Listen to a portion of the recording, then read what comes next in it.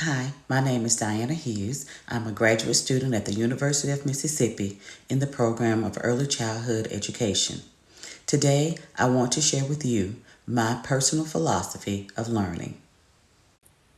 My philosophy is a reflection of three theories: behaviorism, constructivism, and maturationism. I believe that all children are unique, all requiring a caring, secure, and stimulating atmosphere. As an early child care educator, it is my desire to provide each child with the tools to be a successful individual who loves and respects others, who believes in him or herself, and has a genuine love for learning. As a behaviorist, I use methods such as modeling, shaping, and rote learning in my classroom. I will model kindness, compassion, and love in order to teach my students how to interact with their peers and the world around them. Praise, giving of extra attention, and sometimes ignoring will be used to shape expected behaviors. Students engage each day with morning meeting to review the months of the year, the days of the week, and to update the calendar. I also have a rewards and punishment system in place that we use consistently. It's known as the Bumblebee Hive. Each child is given a bumblebee with its name on it, and it starts out at the beginning of the day at the top of the beehive inside the honey. It's labeled as good or great day. The child is allowed 2 stern warnings, but after that, they will be instructed to move their bumblebee to the next level, which will be warning. If the child continues to misbehave or not to follow the rules of the classroom, the child will have to move the bumblebee again to the next level, which will be time out. And of course, he has to serve that time in time out. If the child continues to misbehave, he moves his bumblebee again to the level of calling the parent. And the final step of the bumblebee move would be to see the principal. My students are exposed to appropriate verbal communication and behavior, and they are expected to model this behavior. As a constructivist, I am careful to consider the age and the maturity level when helping them move to greater levels of understanding. I cautiously expose my children to greater levels of understanding, keeping in mind their developmental needs. I also make sure that my students are exposed to activities that keep them engaged throughout the day to support the fact that they learn by doing. Daily learning centers such as dramatic play, math manipulatives, music, art, blocks, computers, writing, listening, and discovery centers are offered every day.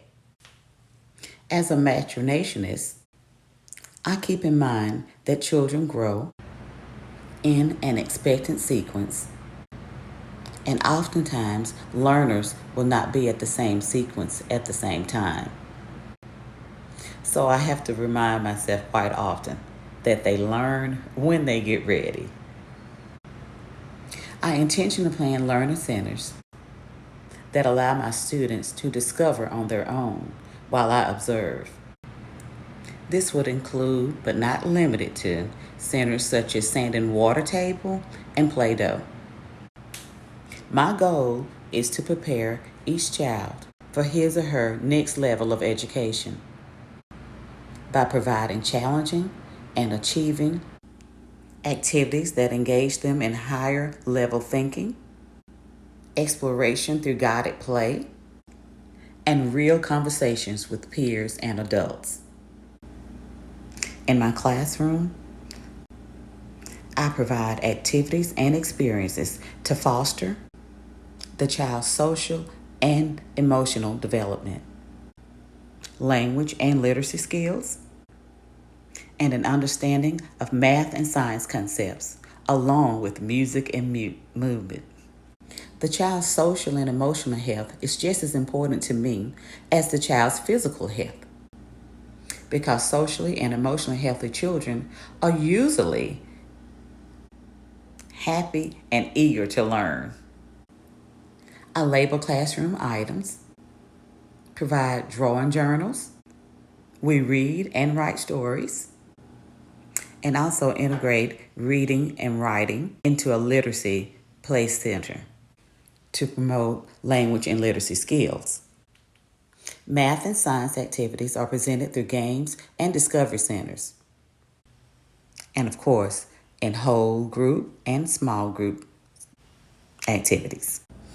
Music and movement activities are planned throughout the day to encourage self-expression, hand and eye coordination, and of course, fun. We also have group art activities to encourage creativity and cooperation, dramatic play, and many other activities to help develop fine and large motor skills. My teaching strategies are derived from the Mississippi kindergarten curriculum and the recommended teaching practices out by the National Association of Education for Young Children and the International Reading Association. So during group times, children are introduced to new concepts and are actively engaged with books, finger plays, nursery rhymes, and music and movement. While playing, the children learn how to interact with their peers, to problem solve, and enhance their language skills. And of course, they will develop their large and small muscles. In an effort to provide development appropriate assessments, I conduct authentic assessments to assess the child's skills and concepts. This includes, but is not limited to, videotaping, photographs, and samples of the child's work.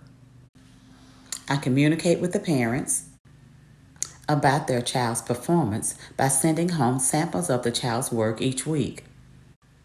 I also send home extension activities for the child and parent to work on at home, along with some helpful parenting resources from time to time. As a preschool teacher with 20 plus years of experience, I believe that it takes a realistic balance between teacher and child-centered theories in order to meet the needs of all children. It is my personal belief that no one theory is effective for all children. Thus, in my classroom, I model socially acceptable behavior and provide development appropriate activities with the goal of producing successful individuals.